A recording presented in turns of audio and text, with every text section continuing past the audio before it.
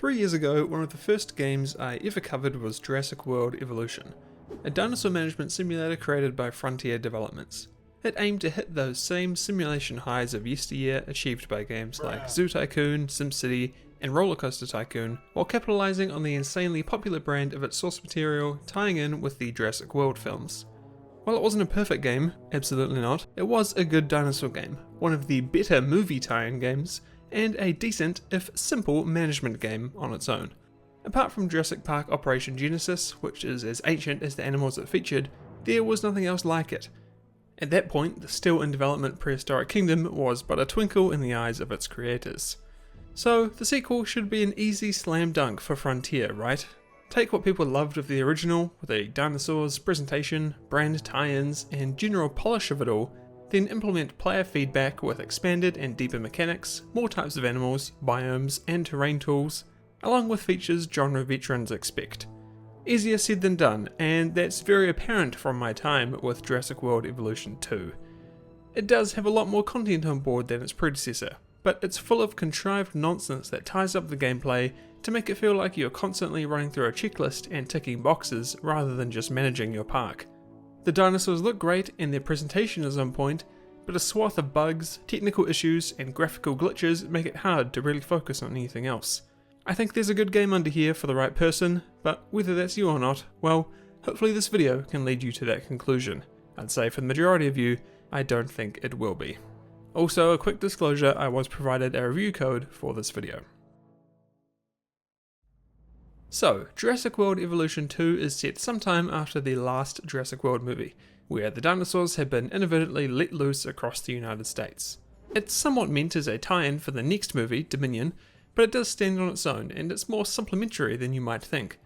Like its predecessor, it's obviously releasing a bit before its accompanying film, and will likely serve as a platform for content directly related to the film once it's out, as the last one did. Across its various modes, you'll be excavating fossils, hatching, synthesizing, and capturing dinosaurs, conducting research, training staff to advance your technology, and of course, managing your park to pull in the most profit possible, like any good capitalist would. The game is chock full of recognizable characters from all the Jurassic films, some voiced by their film actors, and some not, for various reasons.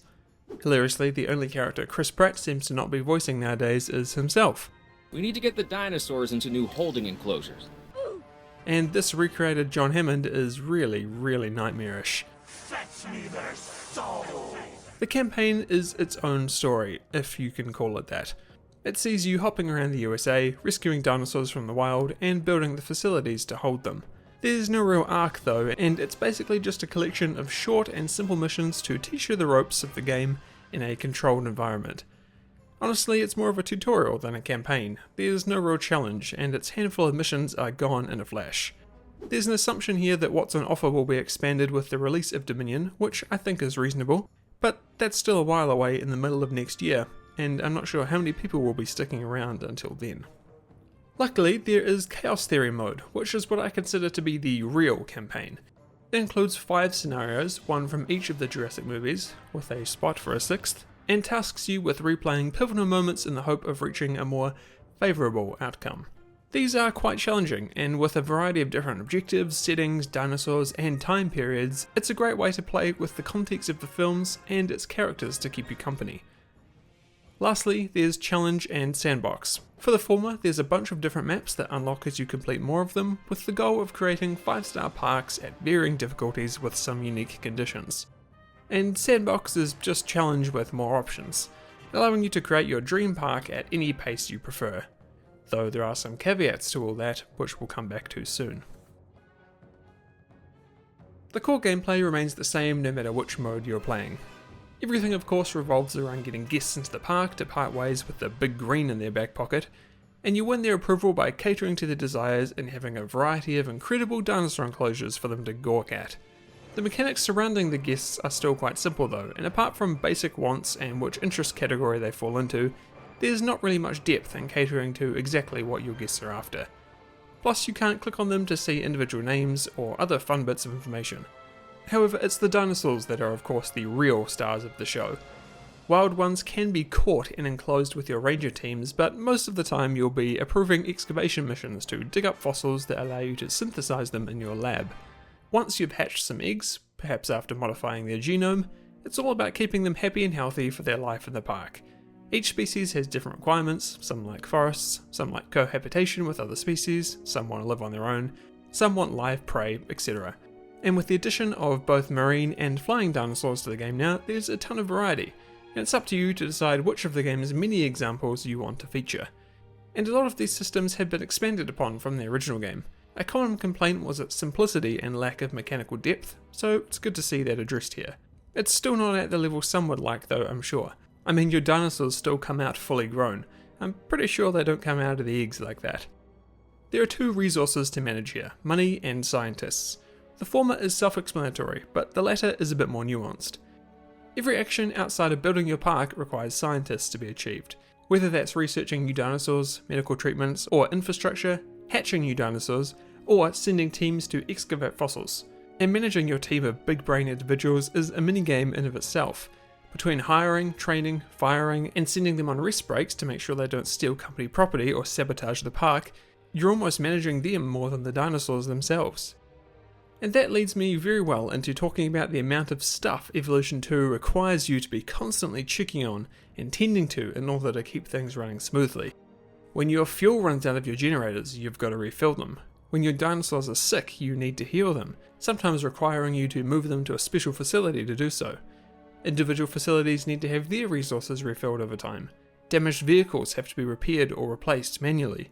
Initiating research or sending expeditions can't be queued up at all, so you're constantly in menus. Hatching dinosaurs is a two-stage process that requires manual attention to proceed. Look, I'll stop there, but there's just so many things that need your attention frequently, forever, with no way to automate them. I feel like I can't just admire my park for 2 seconds before I get some alert saying that something needs my immediate attention. And solving the issue the original game had of being too simple, we now have new problems with things not being too complex, but having too much busywork masquerading as mechanical depth. But Zade, I hear you say, I don't care about playing challenge modes full of busywork and things waiting to go wrong. I'm just going to jump into Sandbox and build out my grand vision and bypass all those problems. Well, unfortunately, I do have some bad news for you. While you can go straight in and change the options to say give unlimited money and infinite power, not everything is editable. You can't, for example, disable scientists, or the time it takes to grow and hatch dinosaurs. That's fine though, since there's infinite resources, you can just level them to max to perform any task you need, right? Well, yes, but to level your scientists, you have to have researched the ability to do so, and those are in different tiers. And that leads me onto the most perplexing decision made for this game. All of the research and facility unlocks, as well as the dinosaur genome library, are tied to the other modes. 95% of everything in the game needs to be unlocked, researched, and excavated before you can use them in the sandbox. Even the maps are stuck behind this progress gate, and since there's still no custom map creation, you're stuck with just one sandbox map to start. That means if you buy the game right now, just to play sandbox and build your dream Jurassic Park, you'll be met with one map, a very small handful of available dinosaurs that don't include the new swimming and flying ones, and most of the game's buildings and facilities being locked. I get that the grind and a strong sense of pride and accomplishment is a satisfying thing to work towards, but isn't the point of Sandbox just to be able to skip all the nonsense and have fun? Having the game be kneecapped in this way just blows my mind. It really does. Not everyone has the time or desire to grind out everything. Lots will just want to kick back, look at some dinosaurs, and build their dream park. Imagine if you had to unlock 95% of what's in The Sims by completing challenge modes before using it in the editor. Crazy. One of my favourite aspects of the original Jurassic World Evolution was its presentation though. The game looked great, and the dinosaurs especially were expertly modelled and animated. It never got old seeing them burst out of the hatchery, and watch how they went about their lives in the park. The sequel does take that and improves on all of its aspects. The dinosaurs are more detailed and have more animations than before, particularly when interacting with other dinosaurs. The massively improved terrain and flora tools make your enclosures varied and interesting to look at. Improved lighting and texture detail give everything a nice, shiny 2021 overhaul, and the new biomes add fresh, new seasonal palettes to all of it, and they look great.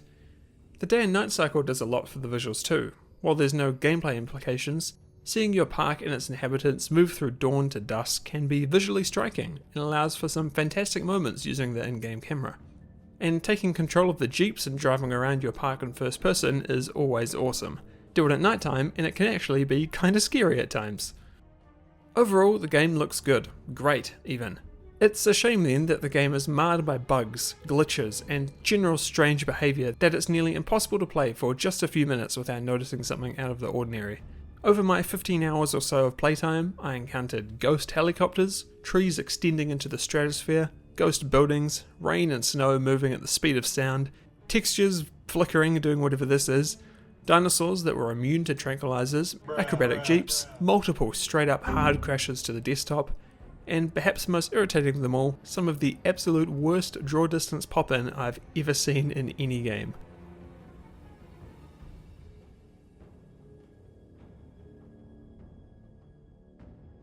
None of these issues are game breaking on their own, but add them all together and you've got a serious wall in your way to just enjoy the game.